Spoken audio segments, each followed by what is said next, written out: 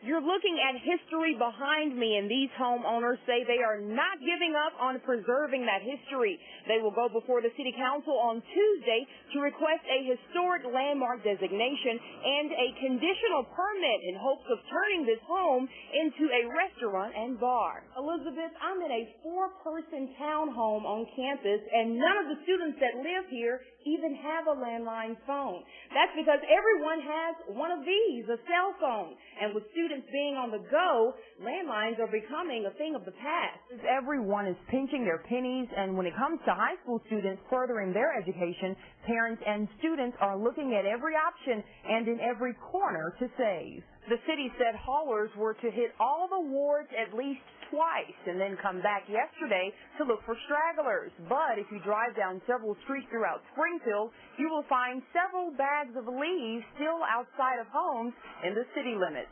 Liz, I'm live at the Toys R Us, and these people are out here in great numbers. The doors just opened right at 10 o'clock. They're only allowing 50 people in at a time, and the police actually asked us to stand in front of the door to help prevent a possible stampede. As you can see, people are all throughout the parking lot. In fact, we have a bump shot that we're about to pull up where you can see people wrapped around the building. Some people have been here since 5 p.m., all looking for those free Black Friday sales, and this store is not the only store that have seen people out early. In fact, some people have been camping out at Best Buy. They came at 9 a.m. Wednesday morning. We come down here for laptops, GPS. This year we're going to get a camera. For 5 years in a row, T.J. McGavery and his friends drive almost an hour from Virginia, Illinois, just to camp out and wait for the doors of Best Buy to open at 5 a.m. Black Friday morning. Every year we bring this tent. We've got the generator this year. We always play video games here. We got a grill over there. Last year there was a long line of shoppers the night before Black Friday, but this year rain and cold temps may have kept a lot of eager shoppers indoors. This year has been by far the coldest. These guys are keeping warm with a space heater, but this shopper is without a heater and a tent. So I'll be out here. If I have to, I'll build myself a little shelter just so I can stay in line. He's after a 55-inch television for $1,000. He says it may not seem like a sale, but either way, he's waiting it out. I'm coming out here. Even if I wasn't getting anything, I'd probably come out here. He says if you've never tried it, you're missing out on an adrenaline rush. It's an experience. I mean, once you do it once, it's addicting. It's just fun to do. And it's going to be a late night for Toys R Us. They did open at 10, and they will remain open throughout the night until tomorrow night at 11 p.m. Right now, the crowd seems pretty calm. Not much activity except people are just waiting to get in. But again, these shoppers will be out also early in the morning. Kohl's opens at 3 a.m. Macy's opens at 4. Best Buy at 5. So it's going to be an early morning. And from the looks of it here, Black Friday is going to be shaping up to be another record day of sales. Reporting live in Springfield, Tametria Conner, ABC News Channel 20, where you can find some of the cheapest gas at $2.99 a gallon. Now check out this sign from earlier in the week. $3.07 was the going price for regular, and some were even as high as $3.15 a gallon. So this slight drop was enough to make the difference in pumping or not for some drivers. Some play the waiting game, others just fill up, but most say they try to save a few pennies when they can. No, I try to watch and see when it's cheaper, if I can get by, if I'm not on empty. It jumps up like 40 cents, and you think you're going to get it for $2.50. You're paying over $3 a gallon. Numbers show the national average is $2.84.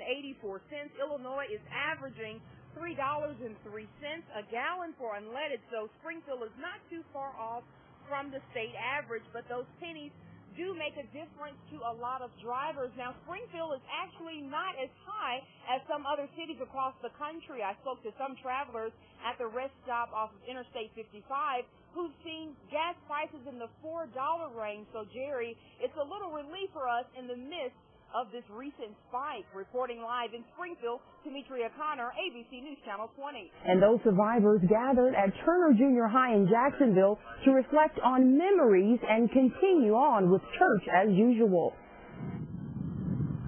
Our church home's gone now, but that doesn't mean the spirit's still gone. Members of the First Christian Church of Jacksonville say a fire that nearly destroyed their church building will not keep them from a place of worship.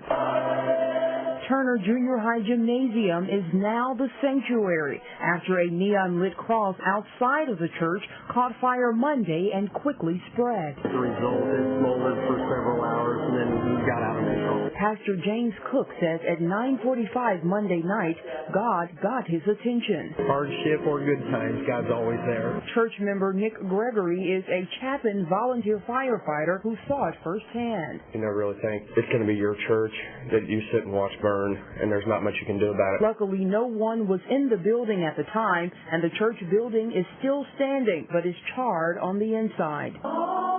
It was an emotional time for members as they viewed a slide presentation of the damage, trying to hold back the tears. It's not the four walls that it's contained in, so we got good friends here, and I think we'll be fine.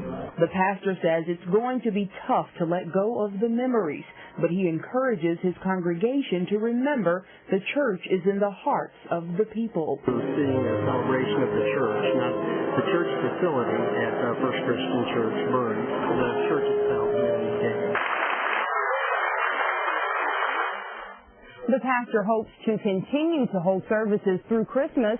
Rebuilding on new land or repairing the damaged building is still up in the air. But one thing is clear, they are picking up the pieces and moving forward. Reporting live in the newsroom, Tametria Conner, ABC News Channel 20. More people are on the lookout for crime and are not afraid to call 911 when they see it.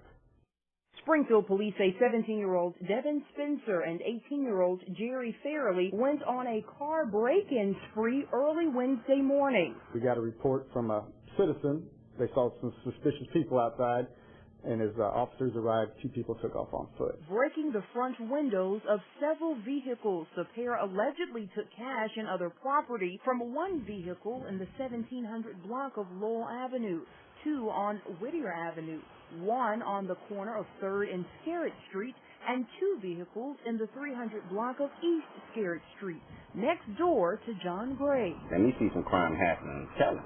Gray says the don't snitch concept is going away in his neighborhood as more people are on the lookout and are speaking out against crime. I make sure I try to look out for everybody. Anything I see, I try to call somebody. And Deputy Busher says more people are now reporting crimes, being the ears and eyes for their community, helping police catch crooks in the act. We had the same thing a week ago. A neighbor heard glass breaking next door, and we ended up catching a burglar that had broke into his neighbor's house. We all got to keep looking out for each other. If we keep doing that, we can probably keep crime down to a minimum. So far, there have been 344 more burglaries this year than in all of 2009. And in September alone, burglaries have almost doubled from last September. The overall crime has not increased by much. But, Elizabeth, more people are talking and criminals are getting put behind bars. 18 representatives from various sectors of the community are standing as a unified front with one clear message. Everyone here that you saw behind the podium today supports the 10th Street consolidation, and I believe everyone would like to see 19th Street be involved in that as well. This group of medical and business professionals, city officials, and community leaders say building a second track on the 3rd Street corridor will create a laundry list of problems. They really have a passion for downtown development, and this is just going to be a killer for it. But they feel a consolidation on 10th Street will allow for more economic growth and keep the medical district thriving. We think that is the better alternative, again, to create a strong medical district that will help the economy and most importantly, help our patients. This sign is clear from a downtown business owner. But the NAACP says moving all trains to 10th Street and adding additional tracks is a total disadvantage. The east side seems to be the one that constantly gets dumped on when there's new development in the Springfield community, creating more headaches, delays, and possible derailments. You put it on 10th Street, we're going to be further segregated, and we won't be able to get to either one of the hospitals if there's a medical emergency and there are freight trains going back and forth. Chamber of Commerce President Gary Plummer says he understands the NAACP's viewpoint, but feels the implications will be positive. I think it can help unite the community. You're going to be seeing more structures, making it easier to get past 10th and 11th Street, you're going to see a commitment for economic development on the east side.